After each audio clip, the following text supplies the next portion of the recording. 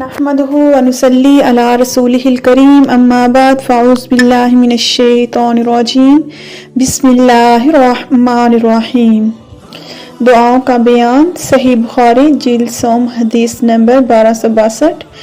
جب سونے لگے تو کیا کہیں؟ حدثنا قبیصۃ حدثنا سفیان عن عبد الملک عن ربیع بن حراش عن حذیفة بن الیمان قال قال النبی صلی اللہ علیہ وسلم اذ اوى الى فراشه قال باسمك اموت واحیا واذا قام قال الحمد لله الذي احیانا بعدما اماتنا والیہ النشور۔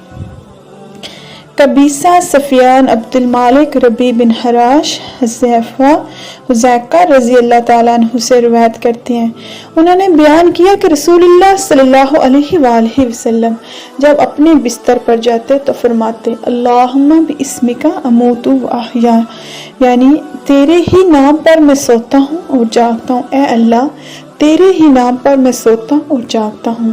اور جب اٹھتے تو فرماتے الحمدللہ الذی احیانا بعدما اماتنا والیہ النشور، اور اللہ کا شکر ہے جس نے ہمیں مرنے کے بعد زندہ کیا اور اسی کی طرف دوبارہ جانا ہے۔ دائیں رخسار کے نیچے اپنا دایاں ہاتھ رکھنے کا بیان۔ صحیح بخاری جلد سوم حدیث نمبر 1264۔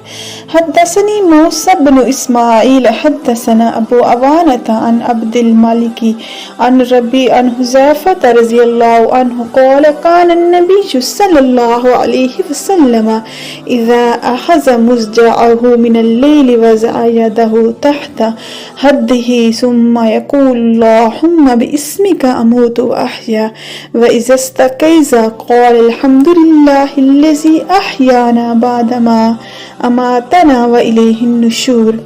موسیٰ بن اسماعیل ابو عوانہ عبد الملک ربیع حضرت حذیفہ رضی اللہ تعالی عنہ سے روایت کرتے ہیں، انہوں نے بیان کیا کہ نبی صلی اللہ علیہ وآلہ وسلم رات کو جب اپنے بستر پر جاتے تو اپنا دایاں ہاتھ اپنے دائیں رخسار کے نیچے رکھتے، یعنی دائیں پہلو پر لیٹ جاتے اور پھر یہ دعا پڑھتے اللہم باسمک اموت واحیا، اے اللہ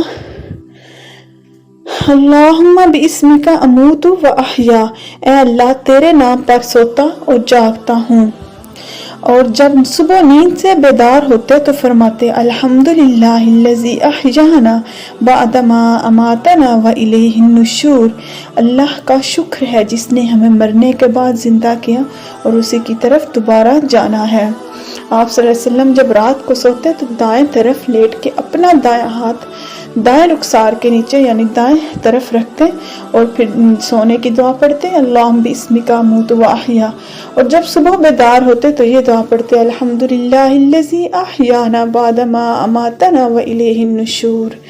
صدق اللہ العظیم۔ صدقت یا رب العالمین۔ ویڈیو اچھی لگی ہو تو لائک شیئر اور سبسکرائب کیجیے۔ فی امان اللہ۔